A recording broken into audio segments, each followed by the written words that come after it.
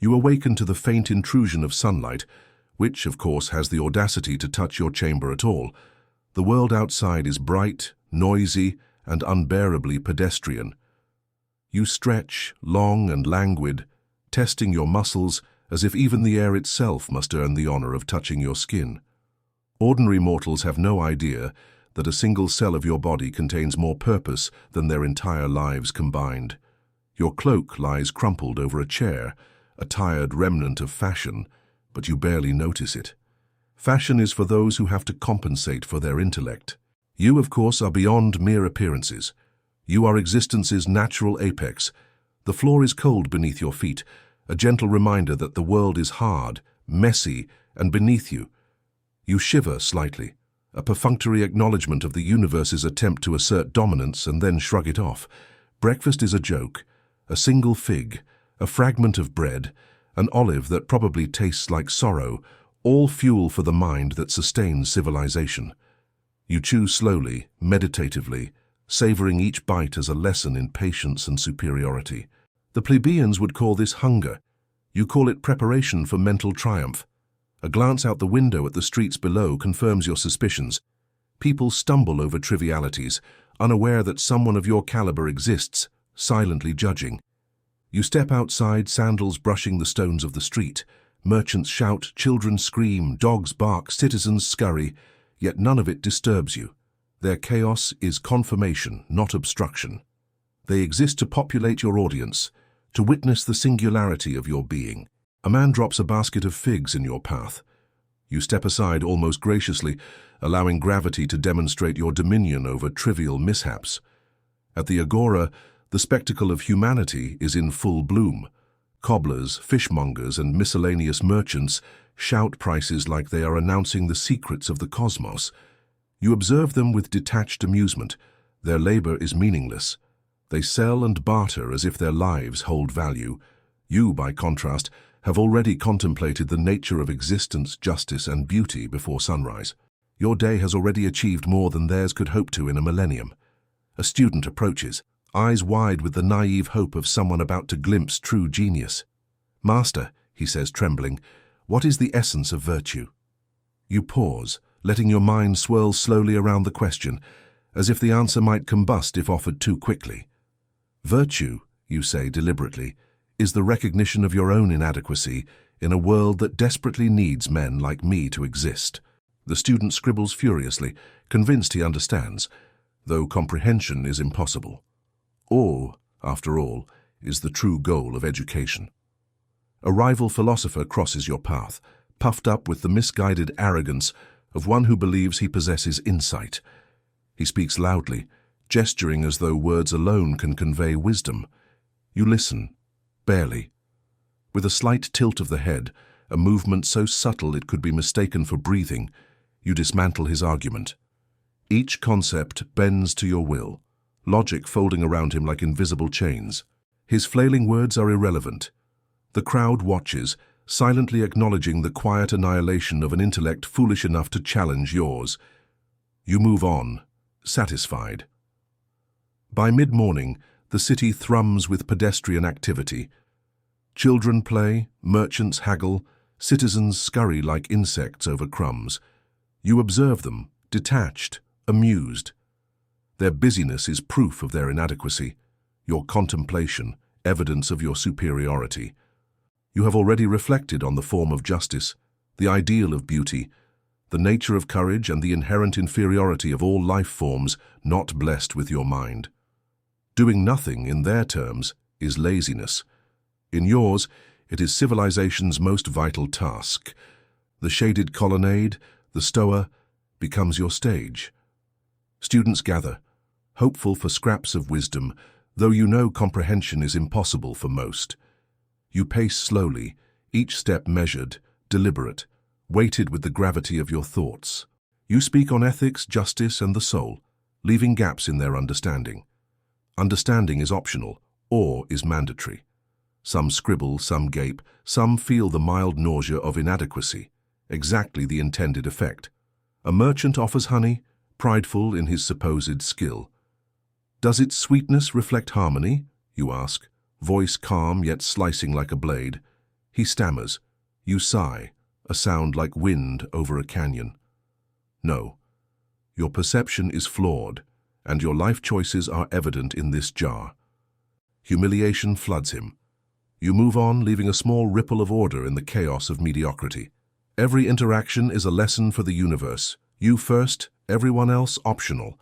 The sun climbs, shadows shorten, you stroll through streets filled with inconsequential labor. Their activity confirms your own supremacy. They hustle for coin, for gossip, for survival. You, by contrast, contemplate existence itself, untouched by the trivialities below. Doing nothing, when executed at your level, is a rare and noble art. A student timidly asks a question about courage. Courage, you say, drawing circles of thought around him, is deliberate, not the reckless charge into folly, which you will never understand. It is the conscious act of aligning your soul with truth, a truth you cannot approach. He nods, fervent in his note-taking, convinced he glimpses understanding, though comprehension evades him entirely. Reverence will suffice. Passing a sculptor, chisel in hand, you remark casually, "You sculpt meat and stone, but you do not sculpt truth. That is reserved for those who breathe at a level you cannot perceive." He flinches, the subtle humiliation reinforcing your presence in the hierarchy of being. The cosmos itself seems to bend toward your insight, while the pedestrian mutters and chisels aimlessly. You return to the stoa. Students cluster, hoping to absorb your brilliance. You lecture again, elaborating on virtue, beauty, and the soul. They take notes, imaginations ablaze, though understanding remains elusive. Their reverence is sufficient. The sun arcs higher. The agora swells with petty activity, all beneath your notice. A merchant shows you bread. "Is it sufficient?" he asks, hopeful for approval. "It exists," you reply, voice measured, precise. But existence alone is meaningless without contemplation. You would do well to reflect on that, though you will not. Bowing, he retreats. You continue, smiling faintly at the perfection of your reflection on imperfection. By the early afternoon, your mind has contemplated the essence of virtue, courage, justice, beauty, and the unquantifiable superiority of your own being. Ordinary citizens labor, flounder, and miscalculate. You do nothing in their terms, yet achieve infinitely more. Students follow, scribbling, gasping, inspired, and entirely incapable of true understanding. Her rival attempts another argument. You dismantle it calmly, your voice a gentle scalpel. He falters, mumbling words like broken instruments. You move on, leaving him humiliated, but intact. This too is contribution. You contemplate the ungrateful city, its busy bodies, and the utter necessity of your presence to remind them of their inferiority. The agora reaches a fever pitch of mediocrity. Merchants, children, and citizens flounder in trivial concerns. You observe them, amused. They are the background noise to the symphony of your intellect. A rival philosopher speaks again, and you untangle his words with surgical calmness. Comprehension is optional. Embarrassment is guaranteed. You retire briefly to the shaded colonnade. Students gather, expectant. You pace, speak, pause, and let your gaze sweep the agora like a ruler surveying subjects. You lecture, sip water, and allow the sun to fall across your contemplative face. Their eyes widen. Some feel inadequate. Others simply bow mentally, grateful for your proximity. A merchant displays a vase. "Does it reflect balance?" he asks. You tilt your head, considering. "Balance," you reply, "is the recognition that most humans fail utterly at symmetry of thought and form. You, like all others, are below the minimum." He bows, defeated. You continue, leaving tiny ripples of insight behind like breadcrumbs for those who will never follow. By midday, the city is fully alive. Children scream, merchants shout, citizens stumble. You stroll calmly, unaffected, a walking proof of the value of stillness, reflection, and absolute superiority. You do nothing of consequence, yet accomplish infinitely more than all others combined. Students cluster around, awestruck and fumbling, attempting comprehension. Rival philosophers attempt arguments. You smile faintly. Their logic falters under the weight of your calm precision. You do not need to raise your voice. Superiority needs no theatrics. By early afternoon, the sun hangs directly above, casting stark light across the city, though your mind is already far beyond such mundane phenomena. Citizens scurry below, tripping over their own urgency, unaware that a true intellect walks among them. You watch, mildly entertained, like a general observing a skirmish between ants. A student approaches timidly, scroll clutched as if it were a shield. "Master," he whispers, "how does one truly know wisdom?" You blink slowly, letting the question hang, a suspended weight. "Wisdom," you reply, "is the recognition that most people will never touch it, and that the very act of thinking itself elevates one far above them. You, for example, are still in the shallow end." He scribbles furiously, nodding as though understanding were possible, though comprehension is irrelevant. Or is the true lesson, is the true? The agora swells with the chaos of commerce. A butcher hollers, knives flashing, oblivious to the hierarchy of existence. You step around him gracefully, a silent acknowledgement of his pedestrian skill. He labors over meat, and you over the eternal truths. Both activities require effort, but only yours changes the cosmos. Nearby, a philosopher of lesser renown tries to catch your attention, spouting arguments like firecrackers without fuse. You pause, considering whether to acknowledge him. With the merest lift of an eyebrow, you dismantle his reasoning entirely, leaving him visibly deflated. The crowd, a mix of students and onlookers, murmurs their approval. You do not bask in it. Your work needs no applause. They witness your superiority because existence demands they do so. A merchant offers wine, hoping for approval. "Does it reflect virtue?" he asks nervously. You inhale, savoring the absurdity of the question. "Virtue is not contained in a liquid," you reply. "It is contained in the awareness of one's own mediocrity and the recognition of greatness in another. You, unfortunately, are the former." His shoulders slump. You smile faintly. A small ripple of order spreads through the chaotic streets. Students cluster around, eager for insights they cannot truly grasp. You speak of courage, justice, and the nature of the soul. Your words are deliberate, weighty, almost unbearably slow, each syllable a reminder of their inadequacy. Some nod, some gape, some try to transcribe faster than their brains can keep up. All are equally beneath you, yet all are necessary. They provide purpose, as much as the sun provides light. A rival philosopher dares to interject, flailing as though verbosity could substitute for intellect. You respond with a simple, cutting sentence. His arguments collapse under the precision of your thought. He retreats, humiliated but alive, a mercy only granted by your supreme discretion. The crowd witnesses the quiet execution of his ego and is all the wiser for it, though they scarcely realize why.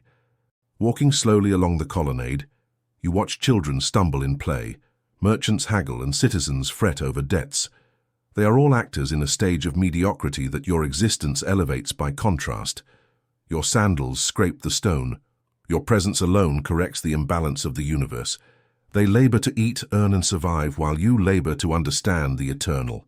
A student timidly asks about beauty. Beauty, you say, circling the thought carefully, is alignment, of form, of purpose, of thought. Most humans mistake symmetry for beauty. You, for example, are not yet worthy of comprehension. Your eyes can see, but your soul cannot perceive. He scribbles as if salvation depends on it. The lesson is not comprehension. The lesson is humility, a commodity in short supply.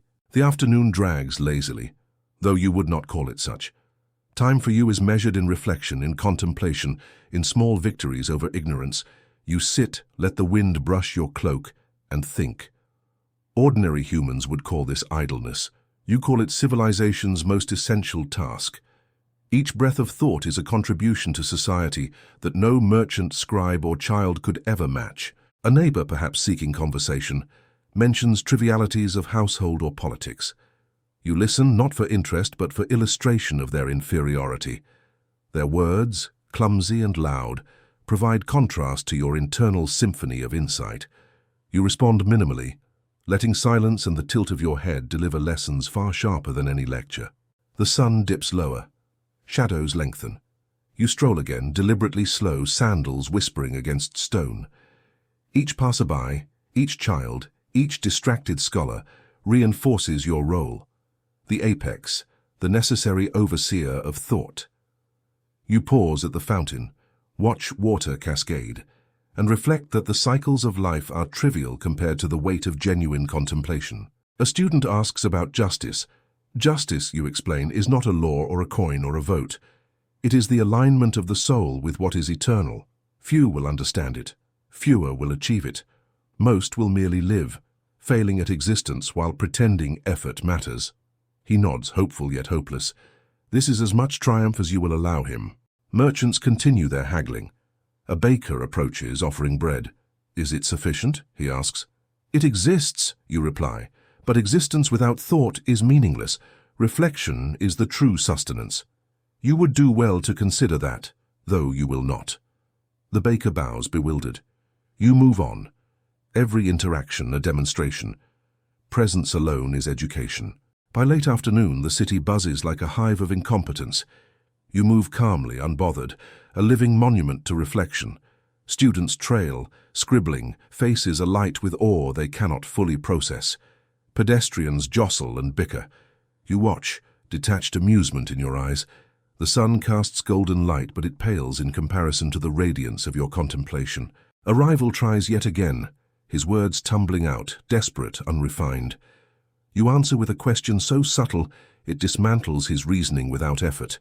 He fumbles, humiliated, and retreats. You continue, leaving lessons in your wake, invisible to all but the mind of one who truly sees. The agora itself seems to acknowledge your dominion. By early evening, shadows stretch and the air cools. You find a quiet column, sit, and let your mind roam. Reflection deepens. Ordinary humans rush to dinner, conversation, and leisure, failing to perceive the true work occurring above them, the quiet governance of thought. You sip water, a philosopher king in a world of drudges. A student timidly asks about mortality. Death, you reply, is trivial. Life is trivial. Understanding is eternal.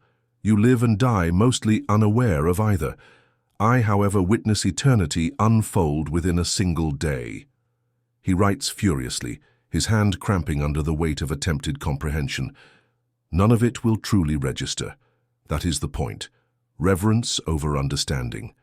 The agora empties slowly. Merchants pack, children tire, and citizens return home. You stroll among them, silent, unbothered. Your day has required little action but immense thought. Doing nothing of consequence is, at your level, the most consequential act of all. By twilight, the air cools further, the streets emptying. You reflect on courage, justice, virtue, beauty, and the sheer necessity of your existence. Ordinary humans scuttle home, carrying burdens trivial by your standards. You carry none but thought itself, and thought is infinitely weightier. Students linger for one final question. Master, what is the purpose of life, you ask, letting the silence stretch like a mirror of inadequacy. They fumble. To think, you answer finally, softly, almost conspiratorially. To recognize your inferiority, to bear witness to minds superior, to realize that labor without thought is nothing but thought alone can shape the cosmos. Night falls. The city grows quiet. Lanterns flicker in windows. The streets echo with the faint remnants of pedestrian chaos. You stroll back to your chamber, sandals brushing stones. Your day has been spent achieving far more than anyone could, and yet doing far less than anyone could imagine. That is the perfection of a philosopher. You lie down, the ceiling above dimly lit by torchlight, the world outside asleep or engaged in triviality. You close your eyes, reflecting once more on virtue, courage, justice, beauty, and the inevitability of your own superiority. All is as it should be. All is beneath you. And thus, as the city dreams of coin, gossip, and survival, you dream of thought. Civilization continues. Children will wake. Merchants will shout. Rivals will flail. Tomorrow will repeat the cycle. And you naturally will rise undisturbed, supreme, contemplating while the world scurries in your shadow.